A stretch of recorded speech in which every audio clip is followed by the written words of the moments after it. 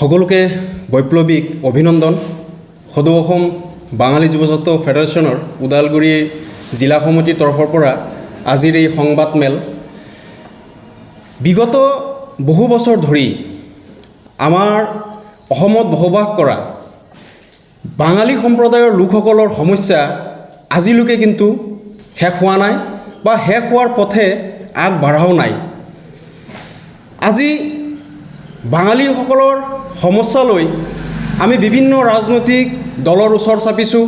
বিভিন্ন ৰাজনৈতিক দলক আমি প্ৰত্যক্ষভাৱেই হওক পৰোক্ষভাৱেই হওক আমি সহায় সহযোগিতা আমি আগবঢ়াইছোঁ, কিন্তু আমি সদায় লাঞ্ছিত আৰু বঞ্চিত হৈ এই অসমত বসবাস কৰি আছোঁ। আজি আমাৰ বাঙালীসকলে এই কথাটো একদম প্ৰত্যক্ষ কৰাৰ লগতে অনুভৱ কৰি আছে, কোনো ৰাজনৈতিক দলেই বাঙালীসকলৰ যি সমস্যা আছে সেই সমস্যাবোৰৰ সমাধানৰ ফালে কোনো ৰাজনৈতিক দলেই হওক, আমাৰ ৰাজনৈতিকভাৱে যি চৰকাৰ আছে বিজেপি নেতৃত্বাধীন চৰকাৰ, সেই চৰকাৰখনেই হওক আমাৰ বাঙালীসকলৰ সমস্যাৰ সমাধানৰ দিশে আগবাঢ়ি নাযায়। মাত্ৰ আমাক ইলেকশ্যনৰ সময়ত ভোট বেংকৰ ৰাজনীতি আৰু আমাক ফুটবলক বনাই কিনে আমাক ব্যৱহাৰ কৰি আছে। এই ফুটবল ৱাৰ্ডটো বিভিন্ন ৰাজনৈতিক দলে কিন্তু শুনি শুনি তেখেতসকলৰো চাগে কাণটো পচি গ'ল, কিন্তু এই ফুটবলৰ ৱাৰ্ডটো কিন্তু আমি গুচাই দিব পৰা নাই, কাৰণ আমাৰ সমস্যাৰ সমাধান হোৱা নাই। আজি অসমত বসবাস কৰা যিসকল বাঙালী সম্প্ৰদায়ৰ লোক আছে, সেই বাঙালী সম্প্ৰদায়ৰ লোকে কেতিয়াও অসমত আধিপত্য স্থাপন কৰিব পৰা বা আধিপত্য স্থাপন কৰিব বিচৰা তেনেকুৱা উদ্দেশ্য কিন্তু কেতিয়াও মনত পোষণ নকৰে। বাঙালী সম্প্ৰদায়ৰ লোকে অসমত থকা বাঙালী সম্প্ৰদায়ৰ লোকে খালি নিজৰ মান সন্মান, ৰাজনৈতিক অধিকাৰ, সামাজিক অধিকাৰ, অৰ্থনৈতিক অধিকাৰ, জীয়াই থকাৰ অধিকাৰ, মৌলিক অধিকাৰ, সেই অধিকাৰকেইটালৈ যাতে অসমত দুমুঠি ভাত খাই যাতে বাচি থাকিব পাৰে, সেই অধিকাৰটোৱেই কেৱল চৰকাৰৰ ওচৰত দাবী জনায় বা চৰকাৰৰ ওচৰত এই দাবীবোৰ আমি সময়ে সময়ে আমি দি থাকোঁ সদৌ অসম বাঙালী যুৱ ছাত্ৰ ফেডাৰেশ্যনৰ নেতৃত্বত। লগতে অসমত বাঙালীসকলৰ বিভিন্ন সামাজিক সংগঠনবোৰে দাবীবোৰ দি থাকে সমস্যা সমাধানৰ কাৰণে। আজি চাব, অসমত ৮০ লাখৰ বেছি বাঙালী সম্প্ৰদায়ৰ লোক আছে, কিন্তু এটা বস্তু প্ৰত্যক্ষ কৰিব, আমাৰ এছেম্বলিত বিধানসভাত আমাৰ কেইজন MLA আছে। আমি পাৰ্লিয়ামেণ্টৰ কথা বাদেই দিলোঁ, আমি এছেম্বলিত আমাক নেতৃত্ব দিব পৰাকৈ, আমাৰ সম্প্ৰদায়টোক আমাৰ জাতিটোক নেতৃত্ব দিব পৰাকৈ কিন্তু আমি একদম মুষ্টিমেয় স্পেচিয়েলি ব্ৰহ্মপুত্ৰ ভেলীৰ পৰা আমি প্ৰাৰ্থী যদিও দিয়া হয় কিন্তু নিৰ্বাচিত হৈ নাযায়, বা বিভিন্ন ৰাজনৈতিক দলে বাঙালী কেণ্ডিডেট দিবৰ কাৰণে কিন্তু অৱহেলা কৰে বা আমাক অগ্ৰাহ্য কৰে বা আমাক গুৰুত্ব নিদিয়ে। আজিৰ এই সংবাদমেলৰ জৰিয়তে সদৌ অসম বাঙালী যুৱ ছাত্ৰ ফেডাৰেশ্যনৰ ওদালগুৰি ডিষ্ট্ৰিক্ট সমিতি লগতে আমাৰ জোনাল কমিটিৰ তৰফৰ পৰা আমি সকলো ৰাজনৈতিক দলক আমি সকীয়াই দিব বিচাৰিছোঁ, যদি এইবাৰ অসমত স্পেচিয়েলি ব্ৰহ্মপুত্ৰ ভেলীত যিবোৰ LACত সমষ্টিত বাঙালী কেণ্ডিডেট দিলে জয়যুক্ত হ'ব তেনেকুৱা সম্ভাৱনা আছে, সেই সমষ্টিবোৰত যদি আমাৰ কেণ্ডিডেট নিদিয়ে তেনেহ'লে কিন্তু আমি বিকল্প ব্যৱস্থা ল'ম। তেনেহ'লে তাৰপিছত কোনো ৰাজনৈতিক দলেই হওক, স্পেচিয়েলি বিজেপিৰ কথাটো মই এইকাৰণেই কৈছোঁ, আমাৰ বাঙালী সম্প্ৰদায়ৰ ব্যক্তিসকলে এটা আশা এটা ভৰসা লৈ থাকে যে বাঙালীসকলৰ সমস্যা সমাধান বিজেপি নেতৃত্বাধীন চৰকাৰে কৰিব, কিন্তু বাঙালী সম্প্ৰদায়ৰ লোকে এই বস্তুটো বুজি নাপায় বা এতিয়ালৈকে বুজি উঠা নাই। এতিয়া লাহে লাহে বুজি পাইছে যে বিজেপিয়ে আমাক ইউজ কৰি আছে অনলি ভোট বেংকৰ ৰাজনীতি কৰিবলৈ। বাকী আজি কংগ্ৰেছৰ কথাই কওক, বিগত দিনত কংগ্ৰেছৰ আমলৰ পৰাই আমাৰ ডি ভোটাৰৰ সমস্যা আৰম্ভ হৈছে। আজি বিজেপি নেতৃত্বাধীন চৰকাৰে এই ডি ভোটাৰৰ সমস্যা আগবঢ়াই লৈ গৈ আছে। আজি আমাৰ নৰেন্দ্ৰ মোদী, আমাৰ সন্মানীয় আমাৰ প্ৰধানমন্ত্ৰী, তেখেত যেতিয়া অসমত প্ৰথমবাৰৰ কাৰণে প্ৰধানমন্ত্ৰী নিৰ্বাচিত হৈ আহে, তেতিয়াই কিন্তু এটা কথা কৈছিল, কোনো হিন্দুই বিদেশী নহয়, বাঙালী হিন্দুটো বিদেশী নহয়েই। আজি সেই কথাবোৰ ক'ত গ'ল?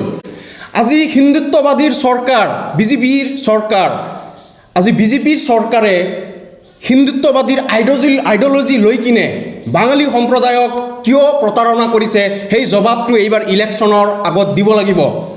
বহুতে প্ৰশ্ন কৰে ইলেকশ্যনৰ আগত কিয় এনেকুৱা ধৰণৰ মন্তব্য এনেকুৱা ধৰণৰ কথা উঠে। আজি স্পষ্টভাৱে মই সেই কথাটো কৈ দিব বিচাৰিছোঁ। ইলেকশ্যনৰ আগতে আমি আন্দোলন, ইলেকশ্যনৰ আগতে আমি প্ৰতিবাদ, ইলেকশ্যনৰ আগতে আমি দাবীবোৰ আমি যদি দিওঁ তেতিয়াহ'লে আমাৰ যিটো তাৰমানে ইম্পৰ্টেঞ্চ সেই ইম্পৰ্টেঞ্চটো বাঢ়িব বুলি আমাৰ এটা অনুভৱ থাকে।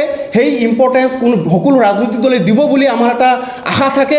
সেই আশাটো লৈ কিনে আমি প্ৰত্যেকবাৰ ইলেকশ্যনৰ আগে আগে আমি কিন্তু এই মন্তব্যবোৰ বা এই আন্দোলনবোৰ এই দাবীবোৰ আমি জনাওঁ।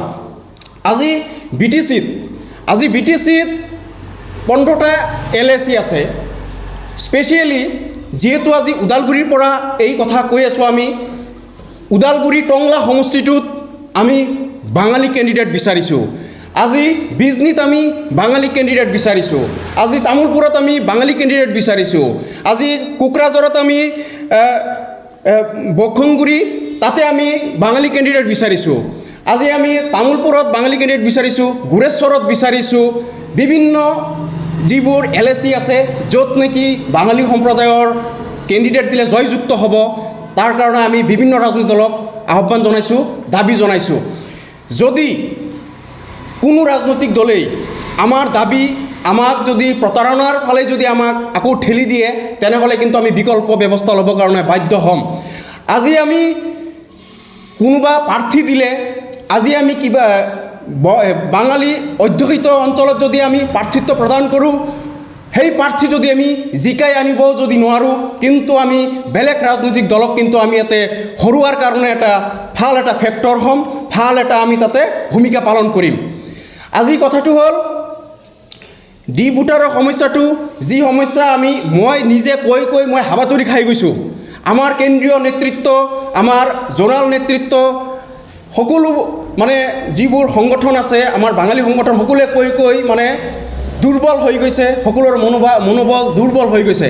আজি বিগত BTC ইলেকশ্যনৰ আগত যেতিয়া আমি অসম চৰকাৰৰ ওচৰত আন্দোলনৰ এটা ভাবুকি দিছিলোঁ, আন্দোলনৰ যেতিয়া হুমকি দিছিলোঁ, তেতিয়া কিন্তু আমাৰ উচ্চবৰ্গীয় নেতাসকলৰ লগত আমাৰ মুখ্যমন্ত্ৰী মহোদয়ে এটি আলোচনাত বাঙালীসকলৰ ডি ভোটাৰৰ সমস্যাটো এইবাৰ 2026 এছেম্বলি ইলেকশ্যনৰ আগত সমস্যাৰ সমাধান কৰিব বুলি আমাক কথা দিছিল। সেই কথাৰ আজিলৈকে কোনো উত্তৰ পোৱা নাই। সেই যিটো কথা দিছিল তাৰ কোনো কাৰ্যকলাপ আমি দেখিবলৈ পোৱা নাই। মুখ্যমন্ত্ৰী মহোদয়ে এই কথাটো কৈছিল the immigrant expansion from Assam act 1950, তাৰ জৰিয়তে আমাৰ বাঙালীসকলৰ সমস্যাৰ সমাধান কৰিব, ডি ভোটাৰৰ সমস্যাটো সমাধান কৰিব। কিন্তু আজিলৈকে এই বিষয়ে কিন্তু একো মাতো মাতা নাই, এই বিষয়ে একো কোৱাও নাই। আজি মুখ্যমন্ত্ৰী মহোদয় লগতে বিজেপি নেতৃত্বাধীন চৰকাৰে মই একদম সকিয়নিমূলক এটা কথা কৈছোঁ, যদি আমাৰ সমস্যাৰ সমাধানৰ ফালে যদি কোনো মন্তব্য বা কোনো লিখিত যদি কিবা সমস্যাৰ সমাধানৰ প্ৰস্তাৱ বা কোনো সিদ্ধান্ত যদি আমাক নকয়, তেনেহ'লে কিন্তু ইলেকশ্যনৰ আগত বা ইলেকশ্যনৰ সময়ত বিজেপি নেতৃত্বাধীন চৰকাৰখনে কিন্তু উত্তৰ পাই যাব।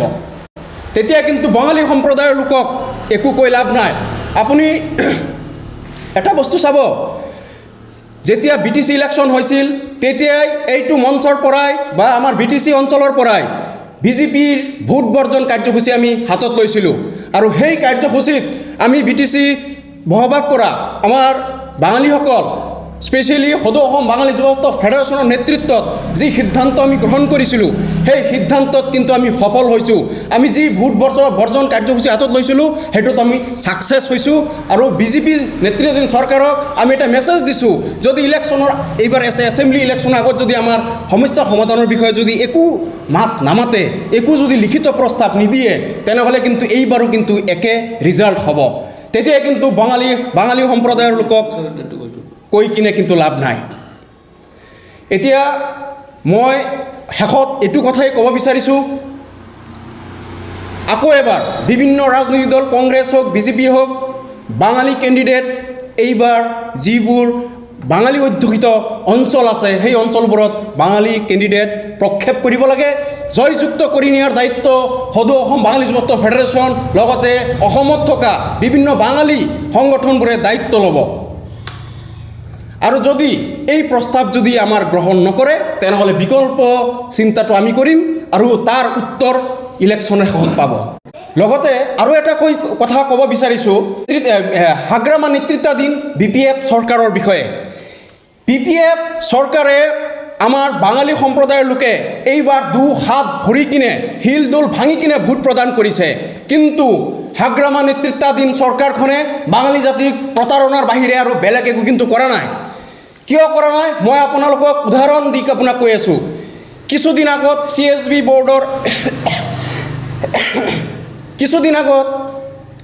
বৰ্ডৰ মেম্বাৰসকল চিলেকশ্যন কৰিছে কিন্তু তাতে আমি বাঙালীসকলৰ পৰা এজনো কিন্তু আমি মেম্বাৰ তাতে পোৱা নাই বিগত দিনত যেতিয়া BPF চৰকাৰ আছিল UPPL চৰকাৰ থকাৰ আগত তেতিয়া কিন্তু CSB বোৰ্ডত এজন হ'লেও বাঙালী মেম্বাৰ আছিল কিন্তু এইবাৰ হিল দোল ভাঙি কিনে BPF চৰকাৰখনক ভোট দিয়াৰ পিছত কিয় CSBত এজনো মেম্বাৰ পোৱা নাই আমাক প্ৰতাৰণা কৰাৰ বাহিৰে কি কৰিছে আজি BPF চৰকাৰক জয়যুক্ত কৰাৰ পিছতো কিন্তু বাঙালী জাতিক প্ৰতাৰণা কৰিছে BPF চৰকাৰে এইবাৰ ইলেকশ্যনৰ